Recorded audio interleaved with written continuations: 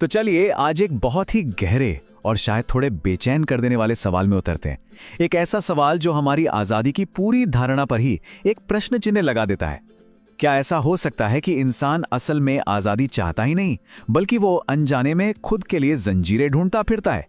सुनने में थोड़ा अजीब लगता है ना? लेकिन आज की हमारी सारी बातचीत का केंद्र यही है। जरा सोचिए, क्या यह मुमकिन है कि जिसे हम अपनी सबसे बड़ी, सबसे कीमती चीज यानी आज़ादी मानते हैं, असल में वही हमारा सबसे बड़ा, सबसे गहरा डर हो? और इसी उलझन को सुलझाने के लिए एक बहुत गहरा सूत्र है। ये सिर्फ एक लाइन नहीं है, ये एक बहुत बड़ी सच्चाई है। ये कहता है कि आज़ादी कोई ऐसी चीज नहीं है जिसे पाना है, कोई मंजिल नहीं है। नहीं, आज़ादी तो हमारा स्वभाव है, हमारा होना ही स्वतंत्रता है। तो सबसे पहले ये समझना जरूरी है कि ये परम स्वतंत्रता आखिर है क्या। देखिए, ये कोई पॉलिटिकल या सोशल फ्रीडम की बात नहीं हो रही है। नहीं, ये उससे कहीं कहीं ज्यादा गहरी बात है। ये हमारे होने का, हमारे वजूद का मूल स्वभाव है। महावीर जैसे जो परम ज्ञानी हुए, उन्होंने ईश्वर के लिए एक शब्द इस्तेमाल किया, मोक्ष। और जानते हैं मोक्ष का असल मतलब क्या है? उसका मतलब गॉड नहीं है, उसका मतलब है द फ्रीडम, परम स्वतंत्रता, असीम, बिना किसी शर्त के। ये होने की वो सबसे ऊंची अवस्था है जहां कोई बंधन नहीं, कोई सीमा नहीं, बस शुद्ध अस्तित्व है। लेकिन यहीं एक पेच है। ये जो परम स्वतंत्रता है ना, ये एक दो-धारी तलवार जैसी है, बिल्कुल निरपेक्ष। मतलब इसमें इतनी ताकत है कि ये इंसान को अच्छाई के, पुण्य के सबसे ऊंचे शिखर पर पहुंचा दे, और ठीक उतनी ही ताकत है कि वो उसे पाप के, बुराई के सबसे गहरे अंधेरे में भी गिरा दे। और यही असीम संभावना, ये चुनाव की ताकत, इसे एक बहुत भारी बोझ बना देती है। और यहीं से इंसान के मन का सबसे बड़ा पैराडॉक्स, सबसे बड़ा विरोधाभास शुरू होता है। अगर आज़ादी हमारा नेचुरल स्टेट है, हमारा स्वभाव है, तो फिर हम लगातार इससे भागते क्यों हैं? क्यों हम इससे बचने के रास्ते खोजते रहते हैं?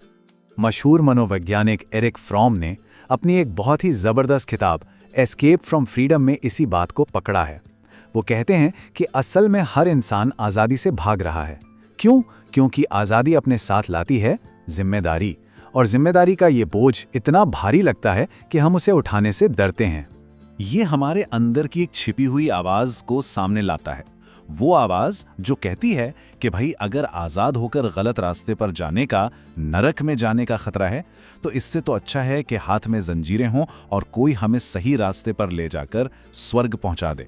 मतलब मंजिल ज्यादा जरूरी है, रास्ता कौन तय कर रहा है ये नहीं। तो इस आज़ादी के बोझ से, इस जिम्मेदारी से बचने के लिए हम क्या करते हैं? हम बाहर शरण खोजते हैं। हम ऐसी अथॉरिटीज ढूंढते हैं जो हमारे लिए फैसले ले सकें। हम अपनी जिम्मेदारी की पोटली किसी और के कंधे पर डाल देना चाहते हैं, फिर चाहे वो कोई किताब हो, कोई गुरु हो या कोई नेता। जैसे शास्त्र। जब जिंदगी की सच्चाई जाननी होती है तो अंदर झांकने के बजाय हम फौरन कोई धर्म ग्रंथ खोल लेते हैं। हम चाहते हैं कि सत्य भी उधार का मिल जाए, कोई हमें रेडीमेड ज्ञान की प्लेट दे दे। या फिर गुरु। हम किसी गुरु के पास जाकर अपनी सारी आज़ादी, अपनी सारी समझ उनके पैरों में रख देते हैं।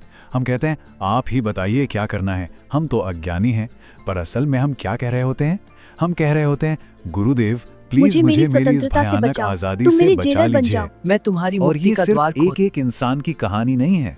पूरे के पूरे देश, पूरी कौमें गुलाम होने को तैयार हो जाती हैं। हिटलर या स्टालिन जैसे लोग आसमान से नहीं टपकते।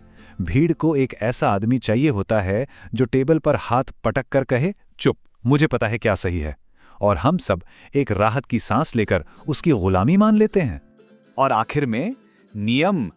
हम ऐसे साधु संतों, ऐसे विचारकों के पीछे भागते हैं जो हमें एक बनी बनाई लिस्ट दे दें, डूज एंड डोंट्स, क्या सही है क्या गलत, ताकि हमें ये चुनाव करने के दर्द से ही छुट्टी मिल जाए। अब ये जो सारी बातें हैं, ये थोड़ी फिलोसॉफिकल लग सकती हैं, तो चलिए इसे एक बहुत ही प्यारी ज़ेन कहानी से समझते हैं। ये कहानी इस पूरी बात को शीशे की तरह साफ कर देगी। एक ज़ेन गुरु थे, नानेन, और उनका एक शिष्य था।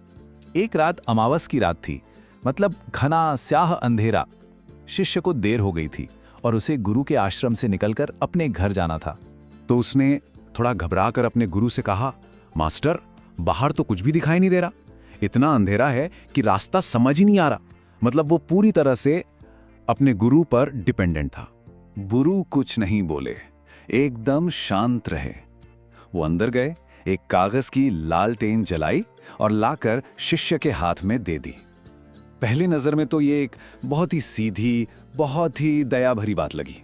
शिष्य ने भी बड़े आदर से वो लालटेन ली और जैसे ही उसने आश्रम की सीढ़ियों से अपना पहला कदम नीचे रखा, गुरु ने आगे बढ़कर फूंक मारी और लालटेन बुझा दी।